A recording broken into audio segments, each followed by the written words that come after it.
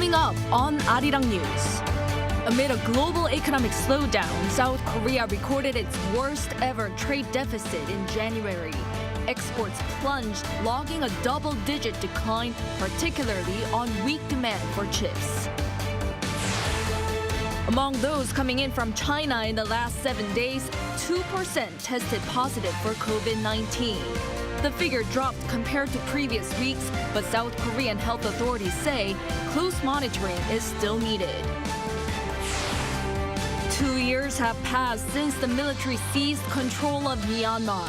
Opponents of military rule around the world, including South Korea, call for an end to the violence.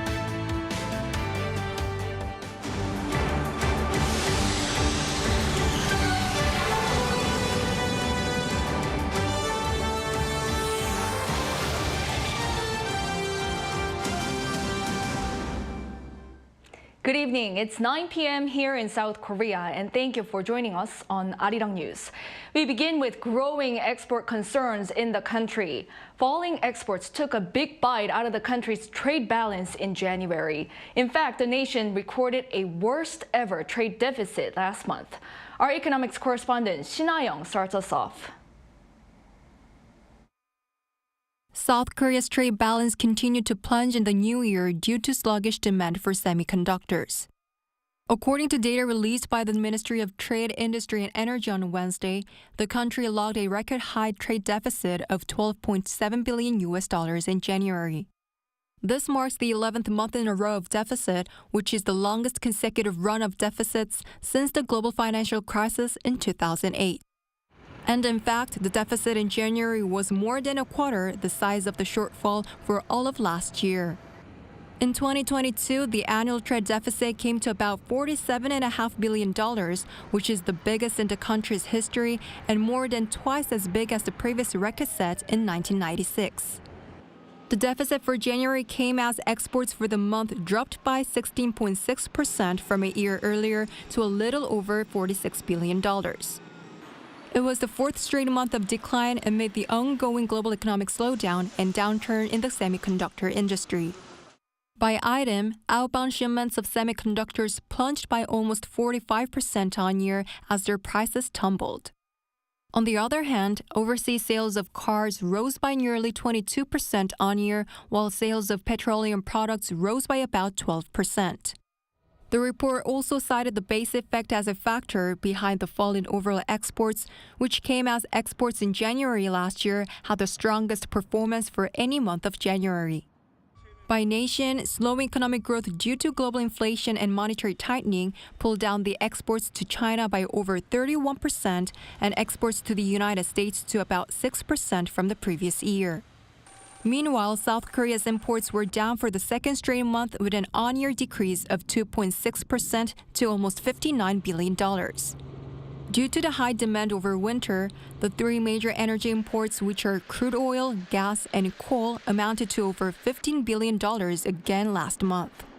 Regarding the trade balance, the ministry pledged to put in more efforts to support exports. There's an ongoing economic slowdown due to major countries' monetary tightening and the prolonged war in Ukraine. The government is well aware of the recent trade deficit and falling exports. We will do everything we can to improve the sluggish exports. The official added that the minister will make on-site visits to address any export bottlenecks. Meanwhile, South Korea's Finance Minister Chu Kyung-ho blamed the fall in chip prices and the high energy demand. However, he forecasts that the trade balance will improve after January, citing lower demand for energy as the weather improves, as well as a boost in exports from China's reopening. Yoon, Arirang News. South Korean tech giant SK hynix posted an operating loss in the fourth quarter of last year. That's the company's first quarterly loss in 10 years. According to a company report on Wednesday, it logged an operating loss of some $1.3 billion for the October to December period, down from an operating profit of $3.4 billion the previous year. The chipmaker blamed a sluggish chip market amid weakening demand for computers and smartphones.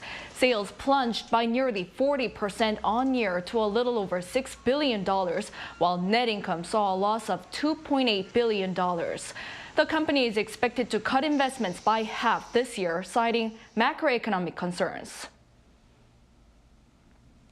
President Yoon paid a visit to the nation's southeastern city of Gumi on Wednesday.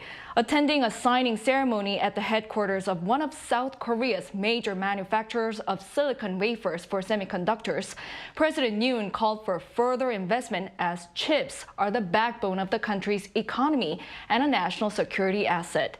Our Presidential Office Bureau Chief Moon Gon-young reports. President Yoon Suk-yeol has pledged all-out efforts to help Korean chip manufacturers overcome the current down cycle, as semiconductors are, quote, the nation's security asset that underpins the economy. At a signing ceremony Wednesday marking SK Siltron's nearly $1 billion in planned investment to install new silicon wafer production facilities in the nation's southeastern city of Gumi, President Yoon vowed to spare no assistance for companies making bold and preemptive investments. 반도체 산업은 우리 수출의 20%를 담당하는 경제의 버팀목이자 국가 안보 자산입니다. 소재나 부품, 장비 국산화를 위해 더욱 힘을 써야 하고 또 메모리 가격의 하락세, 경기 침체에 따른 수요 약화에도 선제적으로 대응해야 합니다. Yoon called for more investment, adding competitors across the world continue to pose threats to South Korea's chip industry by employing export restrictions, subsidies, tax benefits, and other measures. His remarks come as the nation's major chip makers suffered disappointing earnings in the fourth quarter of last year amid a global downturn in the semiconductor industry. Earlier in the day, the South Korean leader stopped by Kumho National Institute of Technology in Gumi, where he stressed the importance of training semiconductor experts. 우리가 어려운 여건 속에서도 산업화에 성공하고 이런 경제 대국으로 성장할 수 있었던 것은 결국 우리는 사람에 투자하고 사람을 양성했기 때문입니다. 특히 지금 이 4차 산업혁명과 글로벌 기술 패권 경쟁 속에서 국가가 살아남는 길은 오로지 뛰어난 과학기술 인재들을 많이 길러내는 것입니다. You noted that the institute was established under former President Park Chung-hee's initiative to create and nurture the country's science human resources pool in the 1970s. Park Chung-hee is credited with leading the nation's economic growth in the 60s and 70s, which reshaped and modernized South Korea, but has also been criticized for his authoritarian way of ruling the country for 18 years. He's also the father of ex-President Park Geun-hye, who was ousted in 2017 due to a corruption scandal. Moon Gon-young, Arirang News. High-income earners in the top 20% of workers here in South Korea make more than 15 times as much as the bottom 20% do. Data on the income quintile share ratio for 2021 was released by the National Tax Service on this Wednesday. It showed the top 20% earned 98.9 million won on average in a year, roughly $80,000. That's around 15 times more than the 6.5 million won or $5,300 that was the annual average for the bottom 20%. Average heating expenses here in the country have jumped more than 50% on year, and authorities have pledged greater support for vulnerable groups. Our finance correspondent Lee Dae-yeon has more. Many people in South Korea are having to deal with heavy heating costs this winter. Compared to the same period a year earlier, costs surged more than 50% in December. Data released by Korea Real Estate Board on Wednesday shows that the average cost of heating an apartment came to 516 won per square meter, or around 40 US cents. That's up from 334 won or 20 cents for the same month the year before. Apartments in Sejong City had the highest average heating costs in the country, followed by Gyeonggi-do Province, Seoul, and the Incheon City. I'm spending more than $280 for my monthly housing fee, and the heating cost accounts for around $55, so it's affecting my spending plans. Now, the real problem are the bills that are set to arrive this month. That's because demand for heating rose last month compared to December as there were more cold days in January.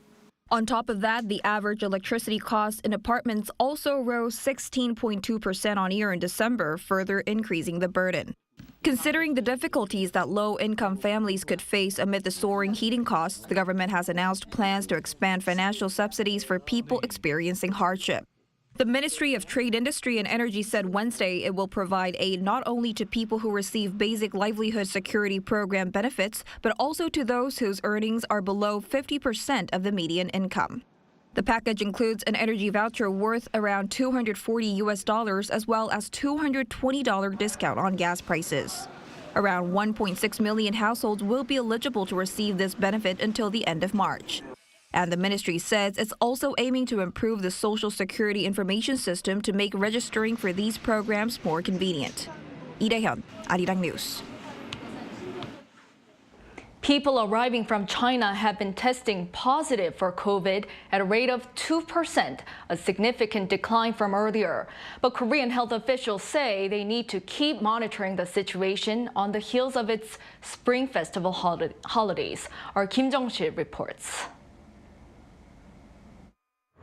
According to South Korea's Central Disease Control Headquarters on Wednesday, 2% of travelers arriving from China in the fourth week of January tested positive for COVID-19, down 0.9 percentage points from the week before. The positivity rate of travelers from China has been declining steadily since the South Korean government started requiring them to take a PCR test within 1 day of arrival starting January 2nd. At first, travelers from China tested positive at a rate of more than 30%.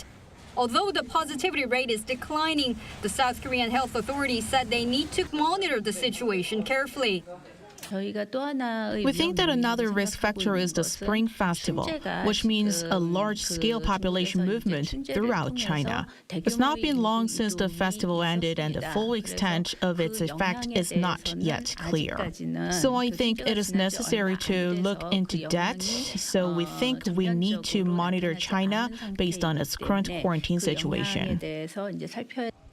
The official also said that new infections in South Korea in the fourth week of January on average were down 29% compared to the week before at 21,000 new cases a day. When asked about the BN1 variant, now dominant in the country since last week, she said she doesn't think the variant will have much impact. There's no confirmed correlation, she said, between this latest variant and the severity of disease. Kim Jong-sil, Arirang News. South Korea, the U.S. and Japan together call on North Korea to dismantle its nuclear program and stop its missile provocations at the United Nations. But Pyongyang remains defiant. Lee Seung-jae has the details. During a UN conference on Tuesday, where countries around the world discussed the issue of peaceful disarmament, South Korea, the U.S., and Japan issued a rare joint statement urging North Korea to dismantle its nuclear program and stop provocations. The latest statement was made in response to North Korea's comments last month, where the regime said nuclear development exercises its right to self-defense against a nuclear threat from the United States, adding that nuclear reinforcements will continue as long as threats exist.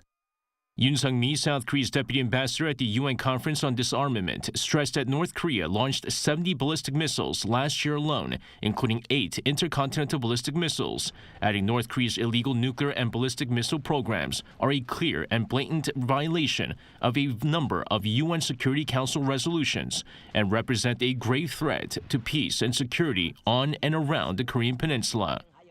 In response, North Korea completely rejected the joint statement with Chu Yong-chul from North Korea's mission to Geneva, stating that Pyongyang will never give up its nuclear weapons first and that there will be no negotiations in that regard. He added that as long as the United States has nuclear weapons and continues what he called anti-North Korea activities, the regime will continue to develop its nuclear program. Zhu also criticized Japan, calling it a military dinosaur in the region, while slamming the U.S. for trying to form an Asian version of NATO. Lee Seung-jae, Arirang News. The normally bustling streets of downtown Yangon, Myanmar's largest city, fell silent on Wednesday, marking 2 years since the military coup.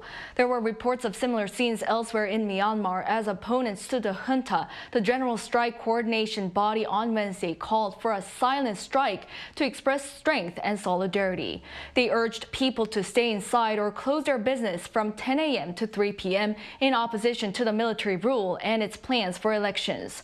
Western countries, including the U.S. and the UK, have implemented additional sanctions against the junta, with some ending the supply of aviation fuel to its air force, which is suspected of bombing civilian areas. The international community has spoken up and called for an end to the violence in Myanmar. South Korea was no exception, as activists and civic groups in the country staged a protest today in a show of support for the people fighting for democracy. Our foreign affairs correspondent Bae Eun-ji has more. 2 years ago today, on February 1st, 2021, the Myanmar military staged a coup and seized power against the will of the people. The prolonged conflict has led to thousands of civilian casualties. Marking 2 years since the coup, civic groups and activists staged a protest in front of the office of the attaché of the Embassy of Myanmar in Seoul, urging the military to step down. 미얀마 군부 규탄한다. They held up signs that read, "We stand with the Myanmar People's Silent Strike and support Myanmar." And to show that they're strongly against the military dictatorship, they crushed cardboard boxes that were labeled mass killings, human rights violation, dictatorship, and rape. As long as there are people in Myanmar who continue their civil disobedience movement, we will stand in solidarity with them. For now, all we can do is to fight alongside those in Myanmar who are risking their lives to resist a coup. Let's not give up and fight until the end. The special representative of the Korean office of the Myanmar exiled government also pleaded for support and asked Korean society to stand with the people of Myanmar. I know South Korea was also once under military dictatorship and fought for democracy through movements like the Gwangju pro-democracy movement in 1980. Please fight for democracy in Myanmar. To show support for the people of Myanmar who have courageously demonstrated their commitment to democracy, the South Korean government on Wednesday issued a joint statement, along with about 20 other countries, including the U.S. and the EU. Released by Seoul's foreign ministry, it stressed that the military regime must end violence and create space for meaningful and inclusive dialogue to allow for any democratic process to resume. In the statement, the South Korean government said it'll continue with its efforts to contribute to a peaceful resolution of the crisis in Myanmar by closely cooperating with the international community. Bae Eun-ji, Arirang News. Now, turning to the war in Ukraine, the eastern city of Bakhmut has seen intense fighting in recent weeks. As Ukraine prepares for a major escalation by Russia, the U.S. is readying another aid package. Jung Eun-ju with more.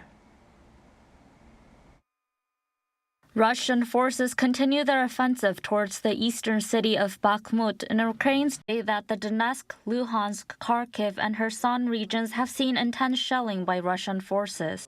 Waves of fighters have poured in to break Ukraine's resistance and target supply lines in a campaign aimed at securing Moscow's first significant battlefield victory in months.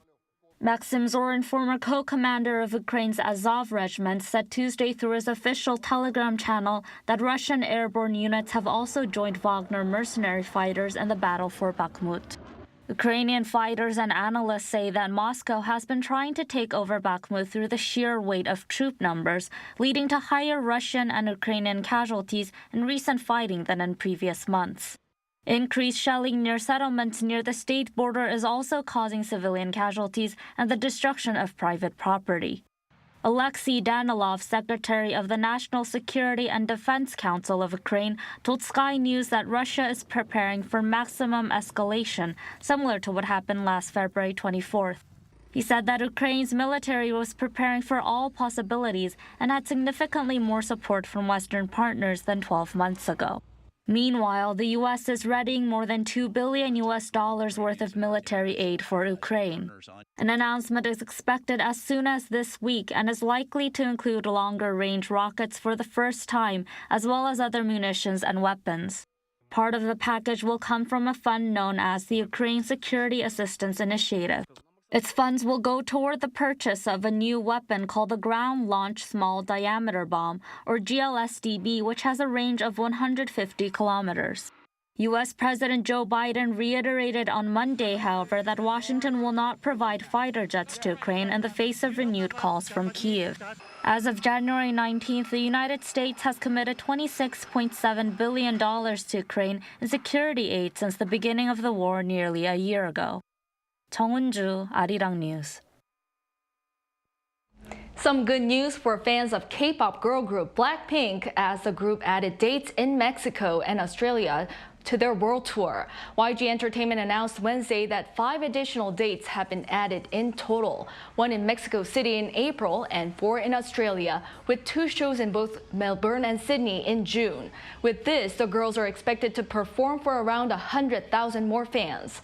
Blackpink will also perform at the Coachella Music and Arts Festival in California in April and the Hyde Park British Summertime Festival in London in July. South Korean researchers have come up with a new paper straw that shows higher resilience to liquid. Not only they're sturdier, they're also considered more eco-friendly as they easily break down after use. Jo Sung-min has more.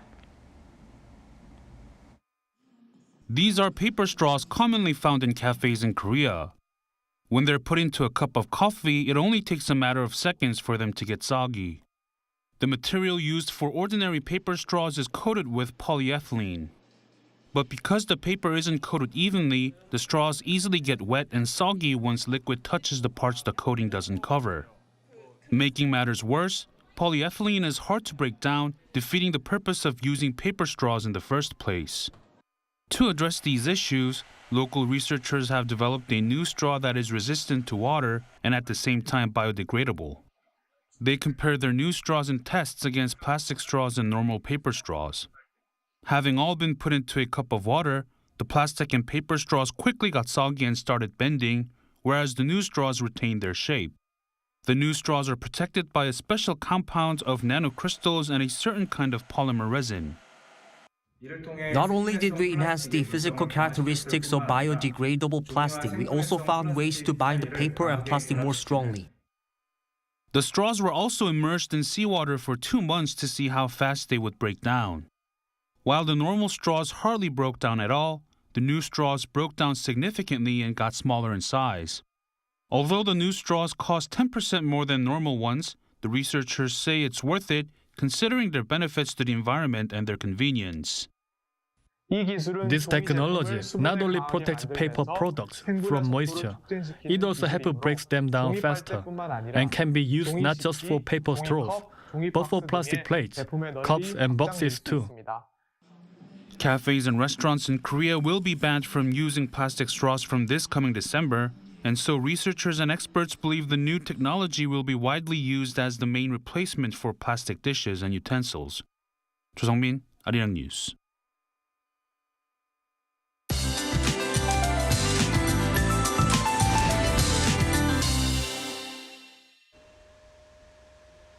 Mild conditions will take a brief respite tomorrow.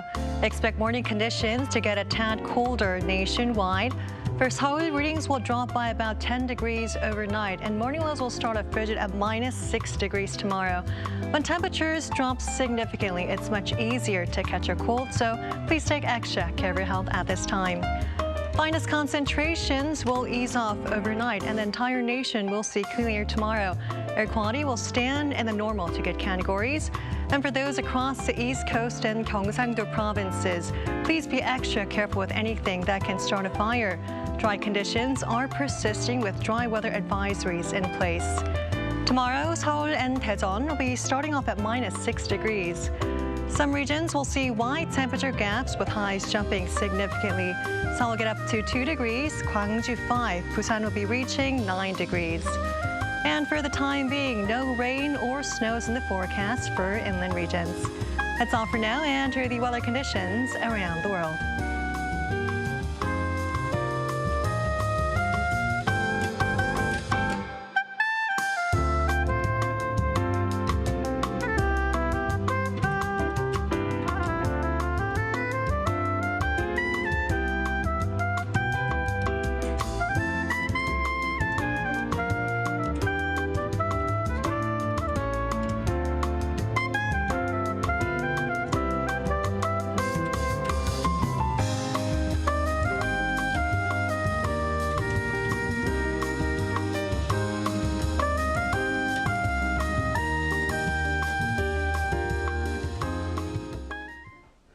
That is all for this Wednesday night newscast. Thank you for staying with us. We'll be back with the latest news tomorrow. Good night.